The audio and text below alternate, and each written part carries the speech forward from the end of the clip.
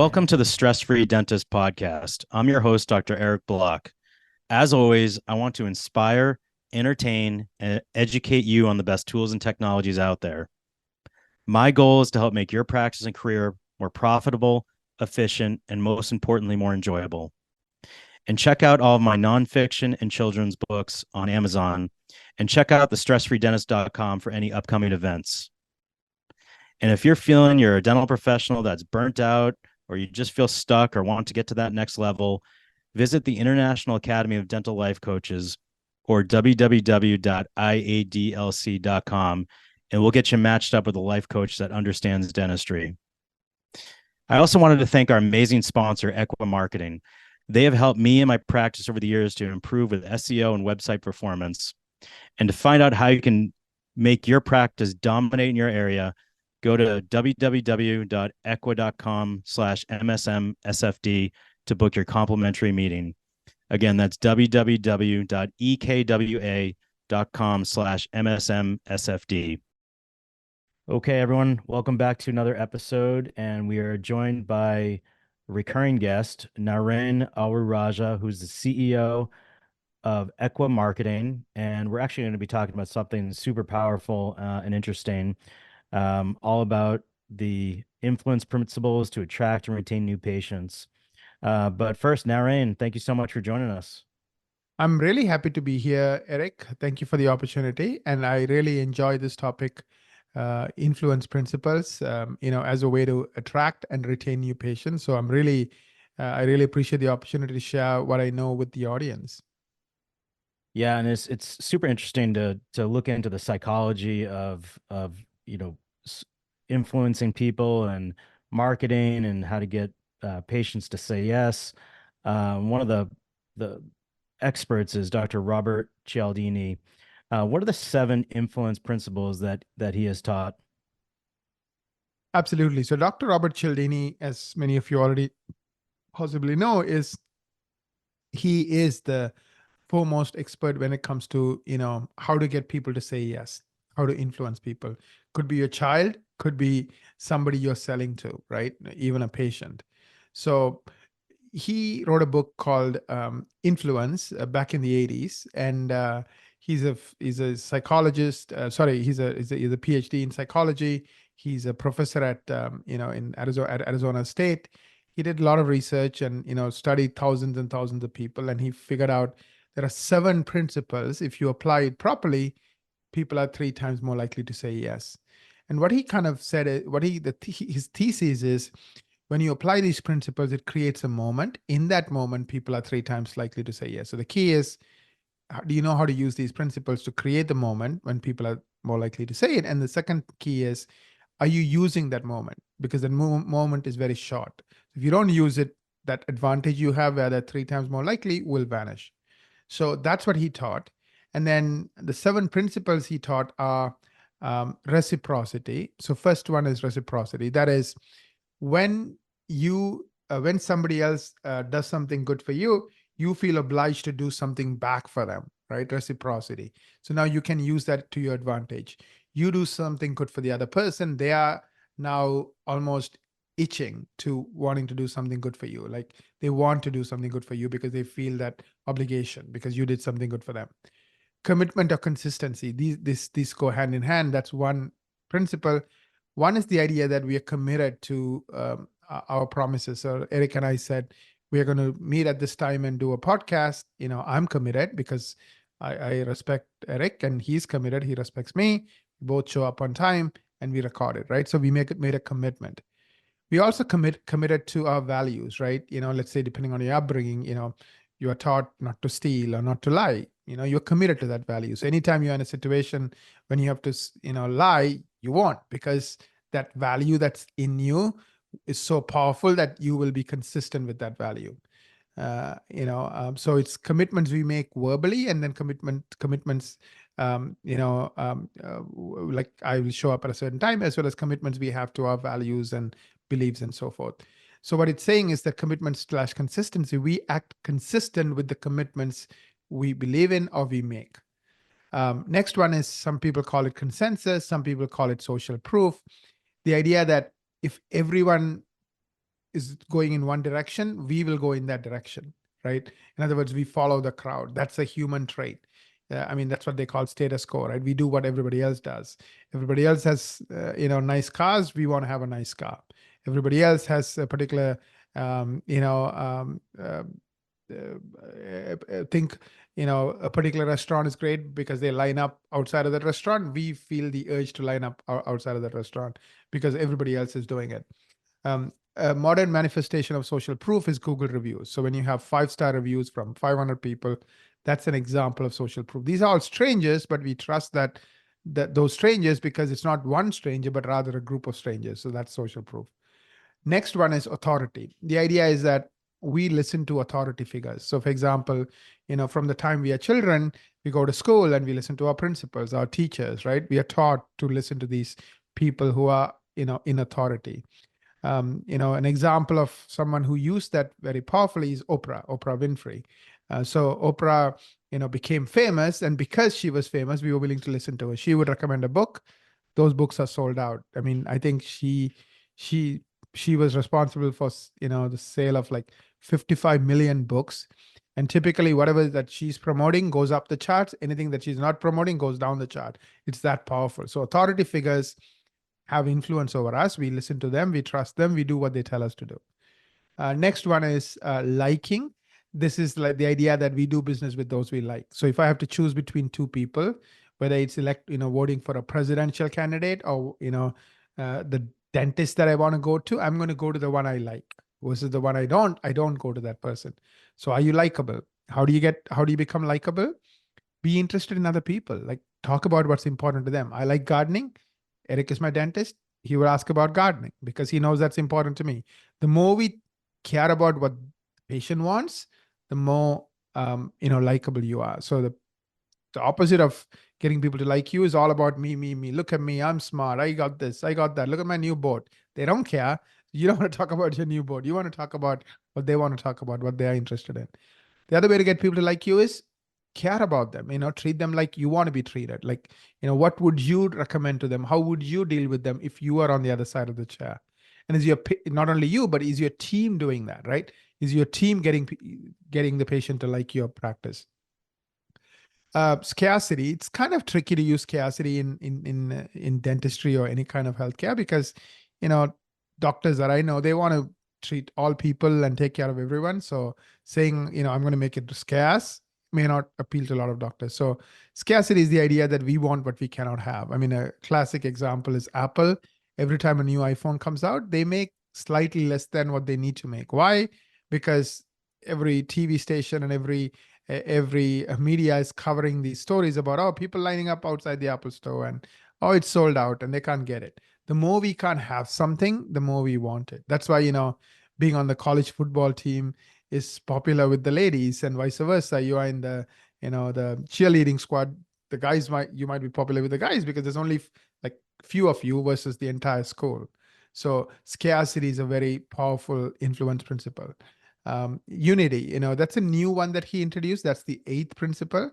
And the idea there is we tend to, mimic the behavior of a group we belong to. So let's say a classic modern day example of that is the people on the left versus the people on the right. The ones who watch Fox News, anything that Fox News says, they believe in it. Same thing on the left. The ones who watch MSNBC, anything that MSNBC says, they believe in it even before it comes out, because we kind of identify with a certain mindset or a certain group and everybody else is wrong and my guy is always right. So I'm not saying everyone is like that, but a lot of people who strongly identify with that group or that way of thinking will pretty much say yes before they even hear the argument. So by associating yourself with that kind of a environment, and of course you have to believe in the same things, you will have a lot of people saying yes. So that's the last principle he came up with. It's a new one he added to the original 7, which were introduced in the 80s. But it does work. Now, how does it work in healthcare? Like, for example, a lot of people believe in holistic, medicine. So if you are a holistic doctor and the patient believes in holistic medicine, now they're going to say yes just by the fact that you are holistic and they are holistic, or people who believe in, let's say, the environment and being, environmentally friendly. So if you create a practice that is all about, not having a lot of footprint on the environment and, taking care of the environment, then those people will identify with you. So whatever that common belief or common mindset is, just, and assuming there is a community around it, like you can, lean into that. And now tell me about influencefordentistry.com. Are you actually trained by Cialdini, and do you train others? Absolutely. I am trained by Dr. Robert Cialdini, and influencefordentistry.com is our platform, a way to give back to dental practice owners, dental team members, and teach them how to, use influence principles to help others. So we have, I believe, close to 9 courses. All are free. They're typically 1 hour of CE, and where you can learn how to apply each one of these principles. So social proof, like, how do you apply social proof in a practice setting? How do you use that to your advantage? How do you apply authority and so forth? So it's a lot of value, a lot of information. Typically you can pay, there are people I've seen charge 2-3 grand for this kind of courses. So at no cost, we bring that to you. Now we have a schedule. So go to influencefordentistry.com to find out when our next course is, and, sign up, and, we would love to, serve you. But it's a great resource, because influence is every day. Even your, 5-year-old son, you know, needs to be convinced to eat that broccoli. So how do you influence him to eat that broccoli? Or, how do you influence, like, kids are very good at this sometimes. They know what to do to get the parents to do things. So they know how to influence us. So same way you can influence your patient, influence your team members, and even team members can learn this. And how do they use that to influence patients? So you don't have to be the only one doing it. So it's a very awesome resource for anyone interested. Influencefordentistry.com. Oh, that's great. When I was first starting out, and I wish I had taken courses on leadership and influencing patients and public speaking and getting patients to say yes earlier in my career, but I was just so focused on clinical. I wish, going back in time, I would taken more classes on this type of thing. So that's great. Now, so the title of this podcast is using influence principles to attract and retain new patients for the dental office. Let's focus in on social proof. How can we leverage social proof to attract new patients? That's a great question, right? So all of these influence principles are how they are for a reason, either to attract new patients or to get existing patients to say yes, right? If you think about it, in other words, say yes to treatment recommendation. So in this case, your question is, how do we use social proof to attract new patients? Now, internet is something we all carry in our pockets through our smartphones, and we live on 24/7. So we use the internet to make decisions. So imagine I Google, dentist near me, and your practice shows up, especially your practice's Google My Business page shows up, and I see you have 400 reviews. I think you have 400 plus reviews, and most of them are like 5 stars, and your average rating is 4.8, right? Now, if I'm a patient, in seconds, I know I cannot go wrong by going to Eric's practice, because you have so many reviews, and most of them are 5 stars, right? So that's what we are trained to do. Like, we want to make decisions today in seconds. So if you think about it, what the influence principles are doing is it's giving us a shortcut. Yeah, you can sit and read 500 reviews, or you can quickly see how many stars that particular doctor has and how many reviews he has, and in 2 seconds decide if this is a doctor who's exceptionally good or mediocre. So how do they know they are mediocre? Your star rating won't be 4.8, rather it will be 3.9 or 3.2. Not as good. Or you don't have as many reviews. You only have 50 reviews or 20 reviews. So when you have a large number of reviews and the average rating is very high, that gets people to trust you immediately. So if I were in your shoes, what I would do is I would set a target. Get 10 or more Google reviews a month.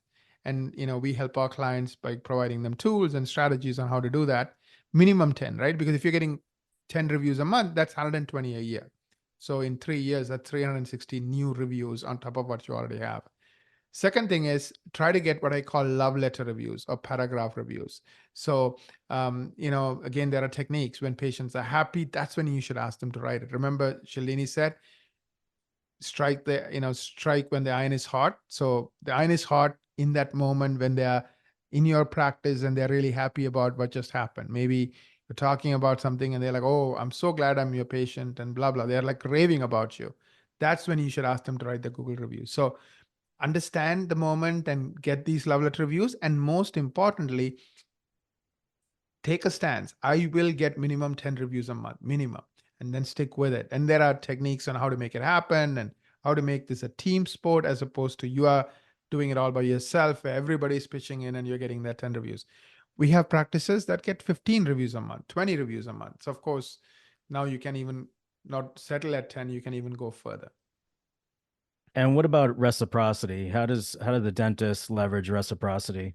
Yeah, so reciprocity is a great way to get these 5-star love letter Google reviews. So I'll give you an example. So I'm at your practice. In the morning huddle, you guys go through all the patients you're going to see, and you pick on me as one of the people you're going to ask for review. I don't know this, but you have a process in place, and you say, okay, here are the 2 patients we're going to ask for review because we know Naren is so appreciative, is so, he knows how to communicate. He's somebody we want to review from. Great, you pick me.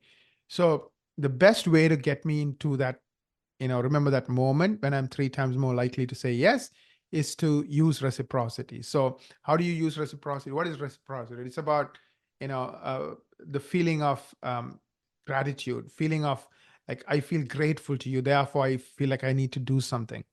A simple way to explain that is, you move into my neighborhood, I bring a cake, right? You don't know me, I'm a stranger, but I'm welcoming you. Hey, Eric, come. So welcome to the neighborhood. I just wanted to welcome you. Now you feel obliged. You feel like, what the heck? I mean, like, I didn't do this for this guy. You didn't even like, you feel a sense of, indebtedness to me. In that moment, when you're feeling that if I ask you for something, let's say I'm going out of town, I might say, hey, I'm going out of town. Can you keep an eye on my house? You're going to say yes, because why? In that moment, you are going to say yes. Same thing here. So how do you apply that? Ask about the things that the patient is interested in. So in your patient system, wherever you're taking notes, say, okay, Naren likes gardening, write it down. So I ask about my garden, right? Naren likes to talk about his daughter, write it down. So I ask about how's my daughter doing. I'm in cloud 9. I'm happy that you're talking about the topic I care about. And I'm even happier that you remember, right? Like in today's world, nobody cares about anybody else. Everybody's busy. So the fact that you remembered what's important to me and you inquired about it, that immediately brings me to this, happy place. So I'm like talking about gardening or my daughter for 2 minutes. You listen, you have that conversation. At the end of it, you can say something like, Naren, I'm so glad, you are one of our patients. Every time we see you on our schedule, we get excited because you are just a wonderful person and you're so appreciative and so forth. You just compliment me, right? Of course, I'm going to say, thank you so much, Eric. That means a lot. And more importantly, I feel the same way about it. I drive 2 hours to come here because you guys are the best. You treat me like family, and anytime I need something, you are like proactive and you stay on it. And I know I don't need to worry about my oral health because I'm your patient. Again, what am I doing? I feel grateful because you appreciate, you remembered what's important to me, and 2, you appreciated me first. Now I feel grateful, and I feel like I have to appreciate you back. That's when the moment you have to ask me to write that review. So using reciprocity, this is what I mean. Like, you're using reciprocity, you're using gratitude, meaning getting me to feel grateful and then using that moment to get me to write that review. And there are tools. Either you can use a QR code and say, hey, here is a QR code. So once the patient starts bragging about you, you can say something like, you know, this means a lot to me. I really appreciate you sharing this feedback. You know what? Can I ask you for a tiny favor? Of course. Um, Remember commitment. So now I'm asking for your commitment. And you said, of course. I'm more than likely to say, of course, because I feel so good about you and your practice in that moment. Let me, here is the QR code for our Google page. Can you just scan it and, go to that page and write a review for us? We love taking care of you and we want to attract more patients like you. So if you can share in your own words why you like coming here, that would mean a lot, right? Now you're using reciprocity and also a little bit of commitment to get these reviews painlessly, these paragraph love letter reviews painlessly. It just becomes a habit. And before you know it, you're getting, I know your practice gets a ton of reviews, Eric. This is who you are, and you just get tons of these 5-star love letter reviews every month. Yeah, and it's so important because when a potential new patient calls, or they've they've Googled you. They're going to go and look at your reviews and decide if they're going to call you based off of that social proof. It's so important. What about authority? We talked about authority as one of the seven influence principles. How does a dental office or dentist leverage authority to grow their practice? Yeah, so the best way to leverage authority is to showcase awards, right? If Mm. people, for some reason, when it comes to doctors, tend to favor those who have won awards versus those who haven't.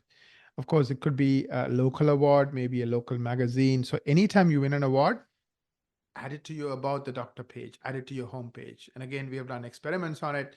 After you add the awards, the calls go up, the conversions go up, the treatment acceptance goes up.